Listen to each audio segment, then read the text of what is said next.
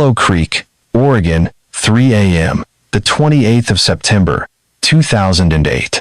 The air was frigid, dipping to 38 degrees Fahrenheit, and a ghostly fog clung to the pines outside Laura Calloway's creaky old house. Inside, the 55-year-old widow jolted awake, her heart hammering like a jackhammer. A chilling whisper had sliced through her dreams. "Mommy, I'm still here." It was Rory's Voisher daughter, gone 29 years ago, with 11 other kids on that cursed school trip in '79. Laura's breath hitched, her clammy hands fumbling for the bedside lamp. The bulb flickered, casting eerie shadows on the peeling wallpaper. "Rory?" she croaked, voice barely a rasp. Silence answered, heavy and suffocating. Her gut churned. She hadn't heard that voice since Rory was 10, clutching her hand before boarding that damned yellow bus. Laura swung her legs off the bed, bare feet hitting the icy hardwood. Her eyes darted to the framed photo on the nightstand. Rory, gap-toothed, grinning in her denim overalls. The ache in Laura's chest flared, raw as ever. She grabbed a flashlight from the drawer, its beam shaky in her trembling grip, and snatched a kitchen knife from the counter as she crept downstairs. The house groaned under the weight of the wind howling outside. Every creak of the floorboards felt like a taunt. At the back door, her blood froze. It was ajar, just an inch, letting in a sinister draft from the forest 100 feet away. "No way in hell," she muttered, her pulse roaring in her ears. She hadn't left it open. She checked it twice before bed, always did. Laura swung the flashlight's beam across the kitchen. There, on the linoleum, glinted something small and silver. She knelt, breath catching. A child's bracelet, etched with Rory C. and a strange crescent moon symbol. Her fingers closed around it, the metal cold as a grave. She'd last seen this on Rory's wrist the morning of the trip. How was it here? Her mind raced back to a letter she'd gotten 10 years ago, anonymous, scrawled with that same crescent symbol and a warning: "Stop looking, or you'll regret it." She'd thought it was a cruel prank. Now, she wasn't sure. "Somebody's screwing with me," she growled, but her voice wavered. She dialed 911, clutching the knife tighter. 20 minutes later, Officer Dan Harper, a paunchy guy in his 40s, showed up, his cruiser's lights cutting through the fog. He yawned, leaning against the doorframe, his skepticism as thick as the mist outside. "Laura, it's 3 a.m., Dan said, scratching his stubble. "You sure you didn't just misplace this thing? You've been through a lot with the anniversary coming up." Laura's eyes blazed. "Misplace it? Dan, I'm not losing my mind. This is her bracelet. Someone broke in, left it here, and I heard her voice." She thrust the bracelet at him, the crescent symbol glinting under the kitchen's fluorescent light. Dan sighed, turning it over. "Look, I get it. 29 years is rough. But you've called us before: shadows in the yard, noises in the attic. Maybe it's stress. You been sleeping okay?" "Stress?" Laura snapped, slamming the knife on the counter. "I know my kid's voice, Dan. She's out there, or someone's playing a sick game. You gonna do your job or what?" He raised his hands, placating. All right, I'll file a report, check the woods tomorrow. But go back to bed, Laura. Don't do anything crazy." As Dan trudged back to his cruiser, Laura locked the door, her hand shaking. She wasn't crazy. That whisper, that bracelet tip was real. She shuffled to the living room, sinking into the sagging couch, the bracelet clutched tight. Her eyes drifted to the window, where the forest loomed, black and impenetrable under the moon's sickly glow. Then she saw it. A small, shadowy figure, no taller than a child, standing at the tree line, motionless. Its outline was wrong, too still, too wrong. Laura's scream caught in her throat.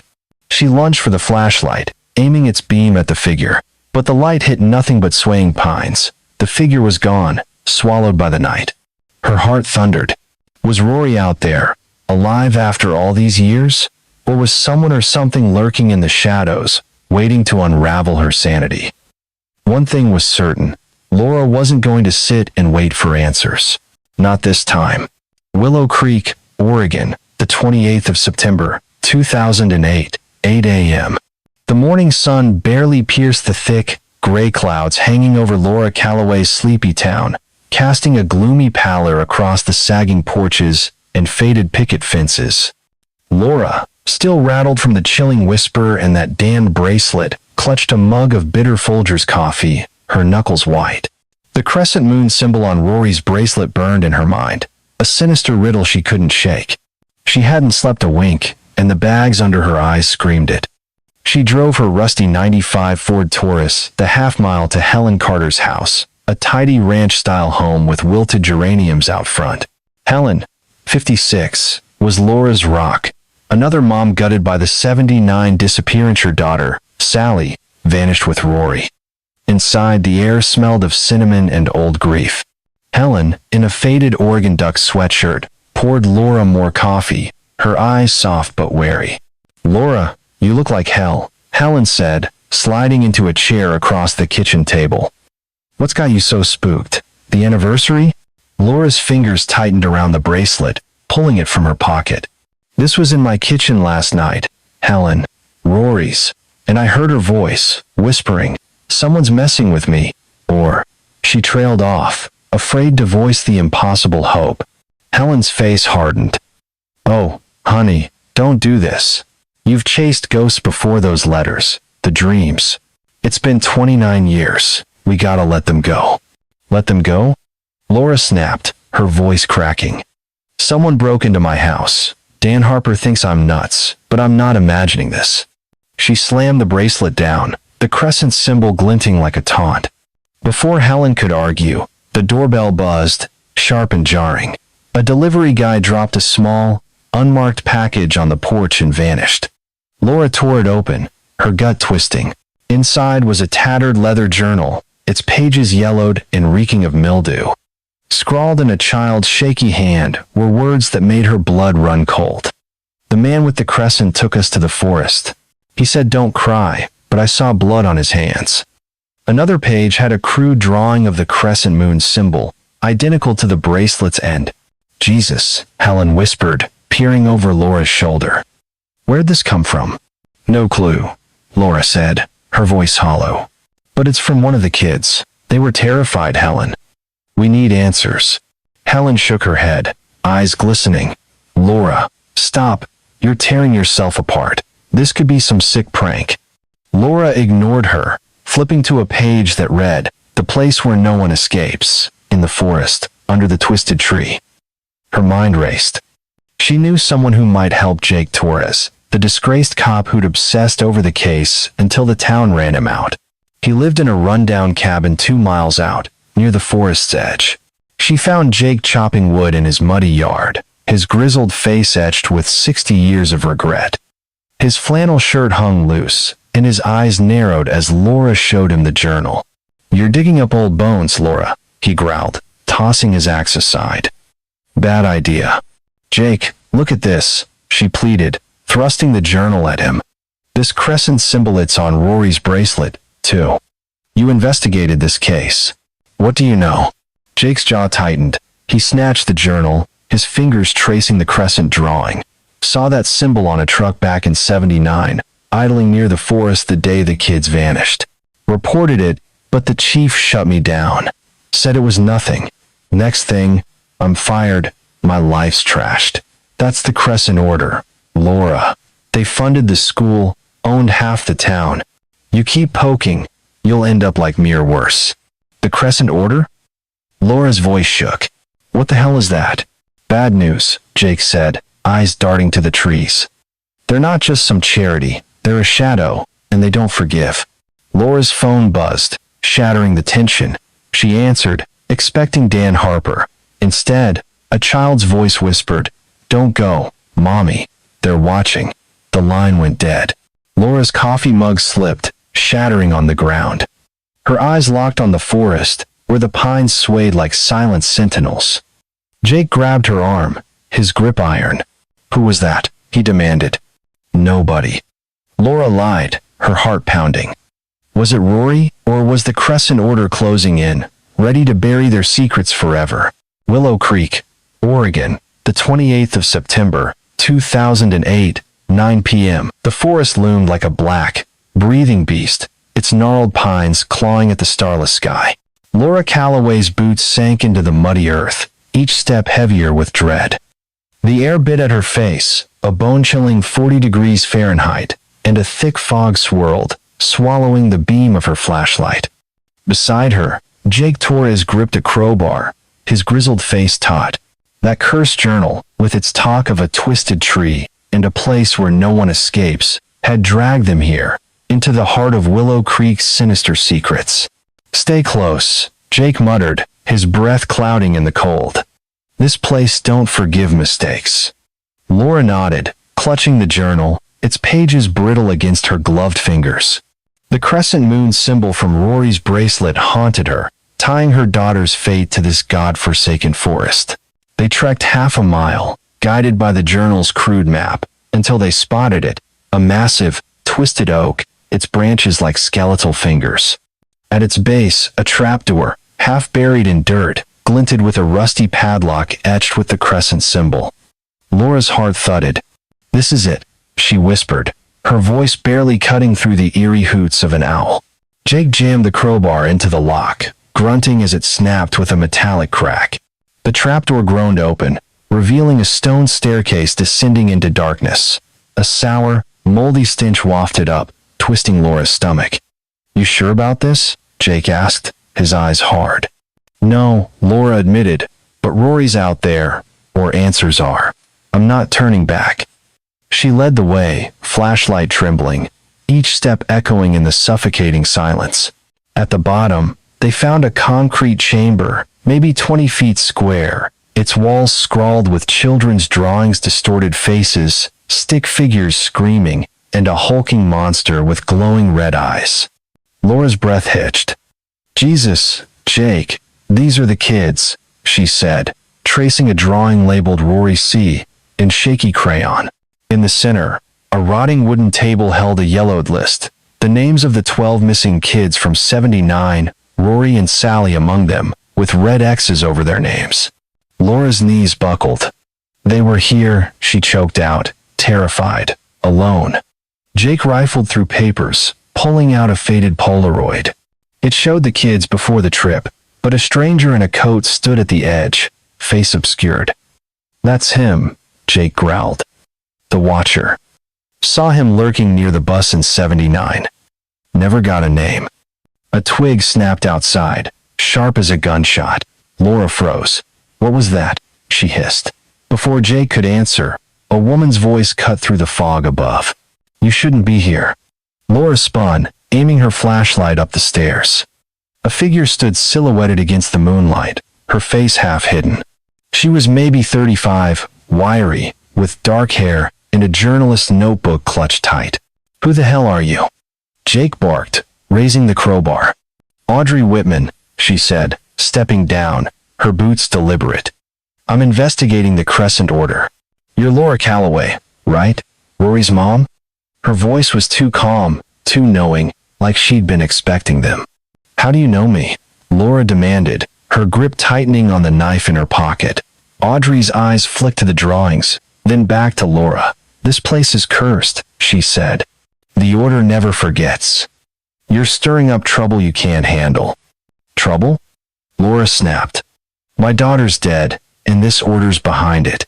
Spill it, or I swear." "Easy," Jake cut in, glaring at Audrey. "How do you know about this hole? You with them?" Audrey's jaw clenched.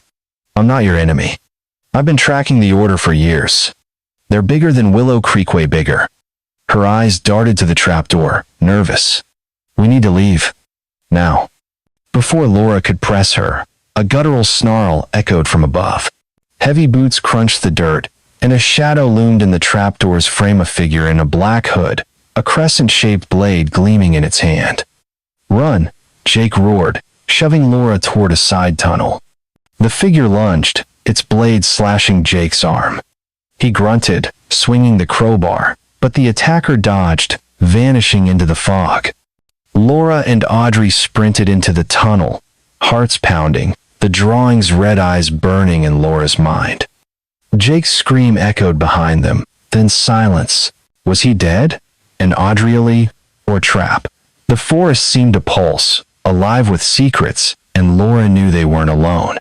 Willow Creek, Oregon, the 28th of September, 2008, 10:30 p.m. Rain lashed the abandoned warehouse near Willow Creek's old cemetery, its tin roof rattling like a death knell.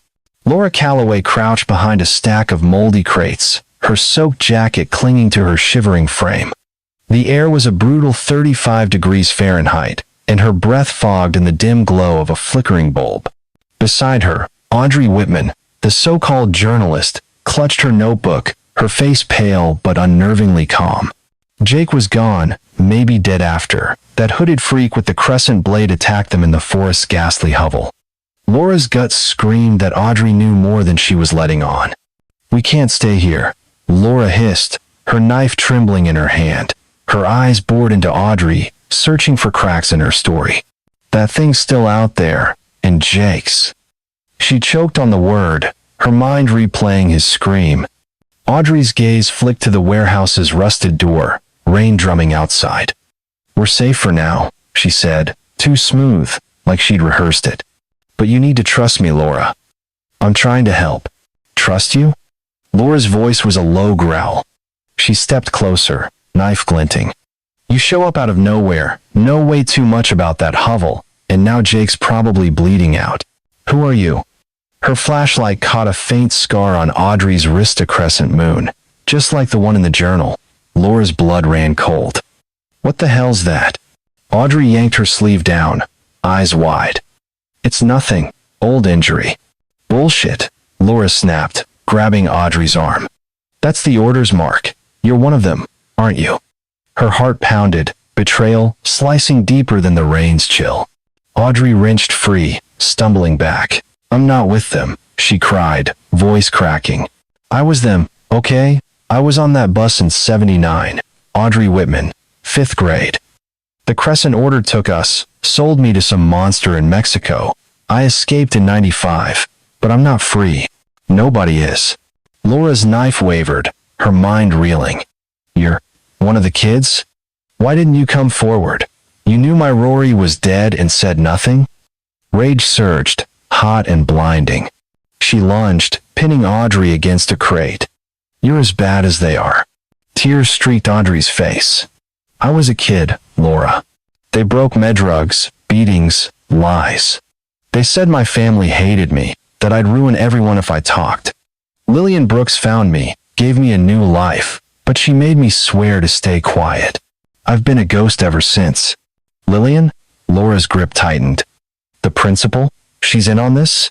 Her mind flashed to Lillian's name in the journal, a shadowy figure tied to the order. Audrey nodded, trembling. She didn't plan it, but she knew. Helped cover it up, paid for my apartment, my silence. Said it was to protect me, but I think she was scared of someone bigger. She fumbled in her pocket, pulling out a crumpled note. It read, "Destroy evidence before 9/28. LB." Laura's eyes scanned the address, scribbled below Lillian's house, just a mile away. "You've been lying this whole time," Laura said, voice icy. "Playing hero while my daughter's gone. Why now? Why help me?" Audrey's eyes darted to the door. "Because I saw you in the forest, digging where I never dared. I thought, maybe you could end this." Her voice broke. "I'm sorry, Laura. I'm so sorry." Laura stepped back, knife still raised, torn between fury and pity. She grabbed her phone to call the feds, fingers shaking. "We're going to Lillian's. You're telling me everything, or I." Audrey lunged, snatching the phone and smashing it against the concrete floor. "You don't get it," she screamed. "They're here. The order knows we're close." Her eyes were wild, darting to the shadows. The warehouse's lone bulb flickered, then died, plunging them into suffocating darkness. Heavy boots thudded outside, deliberate, closing in. A low, guttural chuckle echoed through the walls, chilling Laura's bones. The door creaked open, rain pouring in, and a silhouette filled the frame it all, hooded, the crescent blade gleaming like a predator's grin. Audrey gasped, clutching Laura's arm. "Run," she whispered, but the figure stepped closer, its shadow swallowing the light. Was this the Watcher? And was Audrey leading Laura to salvation or straight into a trap? Willow Creek, Oregon, the 28th of September, 2008, 11:45 p.m. The rain had turned to a vicious sleet, pelting Laura Calloway's face as she stumbled through the muddy streets to Lillian Brooks' house. Her drenched jacket weighed her down, the cold biting at 34 degrees Fahrenheit, but fury burned hotter. Audrey's betrayal smashing her phone, maybe luring her to that hooded killer, had left Laura reeling, but the crumpled note from Audrey's pocket pointed to Lillian, the principal who'd buried the truth about Rory's fate. Laura's knife, tucked in her belt, felt like her only ally. The house loomed ahead, a sagging Victorian with peeling paint and windows like dead eyes, reeking of secrets. Laura pounded on the door, her knuckles raw. "Lillian, open up, or I'm breaking in," she shouted, voice hoarse. The door creaked open, revealing Lillian Brooks, 70, frail in a tattered robe, her face a mask of dread. The air inside stank of mildew and regret, with eerie children's drawings, crayon faces twisted and fear-pinned crookedly to the walls. "Laura," Lillian rasped, her hands trembling. "You shouldn't be here. It's not safe." Her eyes darted to the shadows, as if expecting a ghost to lunge. "Safe?" Laura snarled, shoving past her into the dim living room. A single lamp flickered, casting ghastly shadows. "You hid Audrey, covered up what happened to my Rory. I found your note. Destroy evidence. Start talking, or I swear I'll make you regret it." She pulled the knife, its blade catching the light. Lillian crumpled onto a threadbare couch, tears streaking her wrinkled cheeks. "I didn't want this," she sobbed. "The Crescent Order, they forced me. Back in '79, they needed kids for their sick trade trafficking, rituals, God knows what. I was in debt, my sister was sick, they threatened to kill her if I didn't help." Laura's stomach twisted. "You sold them, my daughter, Sally, for money?" She stepped closer, knife trembling. "Where's Rory? What did they do to her?" Lillian's voice broke. "They took the kids to a camp in Mexico. Rory and Sally, they fought back, saw too much. The Order, they killed them, Laura. Drugged them, left no trace. I saved Audrey, got her out, but the others," she choked, pointing to a drawer. "There's a letter. It's all I have left." Laura yanked open the drawer, finding a sealed envelope marked, "To the Truth." Inside, a handwritten note from Lillian named Thomas Reed, Willow Creek's mayor in '79, now a big-shot real estate mogul. It read, "Reed runs the Order. He planned the '79 job. The school was a front. I'm sorry." Laura's mind flashed to Reed's smug face at town hall meetings, his donations to the school. He'd been in plain sight all along. "You let him walk free?" Laura roared, tossing the letter at Lillian. "You're as guilty as he is." Lillian clutched her chest, gasping. "Reed's untouchable. The Order owns the cops, the council, everyone. I tried to stop it, but they'd kill me, kill Audrey. Please, Laura, don't." A sharp crack shattered the air. Glass sprayed as a bullet tore through the window, slamming into Lillian's shoulder. She screamed, blood blooming on her robe, and collapsed. Laura dove behind the couch, heart pounding. Sleet howled through the broken window, and headlights glared outside a black truck with a crescent moon logo idling in the drive. Footsteps crunched closer, heavy and deliberate. "No, no, no," Laura whispered, crawling to Lillian. The old woman's eyes fluttered, blood pooling beneath her. "Where's Reed now?" Laura hissed. "Tell me." "Town hall," Lillian gasped.